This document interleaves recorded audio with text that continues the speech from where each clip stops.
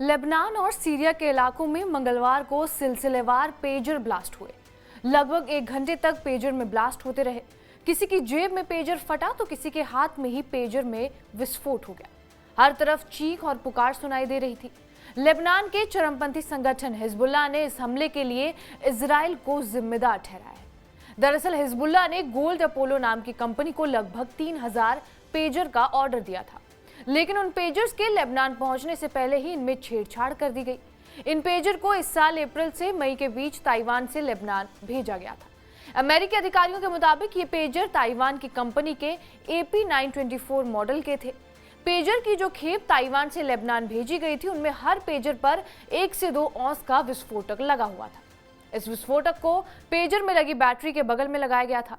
Reports के मुताबिक Lebanon में दोपहर 3:30 बजे इन पेजर्स में एक मैसेज आया, जिसने पेजर में लगे विस्फोटक को एक्टिवेट कर दिया।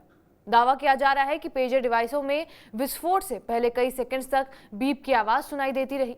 सूत्रों के मुताबिक इजराइल की खुफिया एजेंसी मोसाद ने दरअसल पेजर के अंदर एक छोटा बोर्ड इंजेक्ट किया था, जिसमें विस्फोटक था।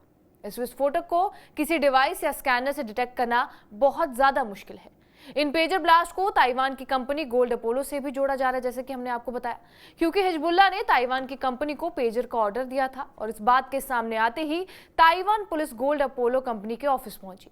कंपनी के फाउंडर हुसू चिंगक्वांग ने मीडिया को यह बताया कि कंपनी ने वो पेजर नहीं बनाए थे जिनका इस्तेमाल मंगलवार को लेबनान में हुए विस्फोटों में किया गया।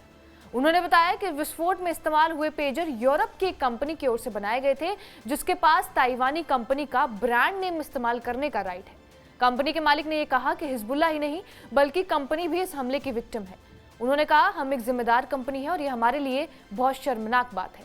हिजबुल्लाह लड़ाकों ने पेजर का इस्तेमाल इस भरोसे के साथ शुरू किया था कि इससे वो अपने ठिकानों पर इजराइल की नजर से बच सकेंगे, लेकिन इजराइल ने इसी तकनीक को उनके खिलाफ इस्तेमाल किया है।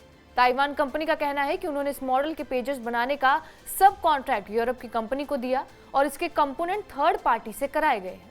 इसके अलावा स्काई न्यूज अरबिया की रिपोर्ट के मुताबिक इजराइल की खुफिया एजेंसी मोसाद ने ही हिजबुल्लाह के पेजर के अंदर PETN फिट किया था। यह दरअसल एक तरह का विस्फोटक है जिसे पेजर की बैटरीज पर लगाया गया था। इन पेजर्स में बैटरी के तापमान को बढ़ाकर विस्फोट किया गया। इस विस्फोटक का वजन तकरीबन 20 ग्राम से भी कम था। इस बीच मोसाद पर भी सवाल उठ रहे हैं, क्योंकि इससे पहले भी मोसाद इस तरह के हमले कर चुका है। इजराइल ने 1996 में हमास नेता याह्या याश की हत्या के लिए उनके फोन में 15 ग्राम RDX विस्फोट प्लांट किया था। इस डिवाइस में उस समय विस्फोट हुआ था जब उन्होंने अपने पिता को फोन किया। बहरहाल, आपका इस वीडियो पर क्या कुछ कहना है, हमें कमेंट बॉक्स में जरूर बताएं। बाकी देश और दुनिया की तमाम बड़ी खबरों के लिए बने रहिए हमारे साथ TV9 डिजिटल पर।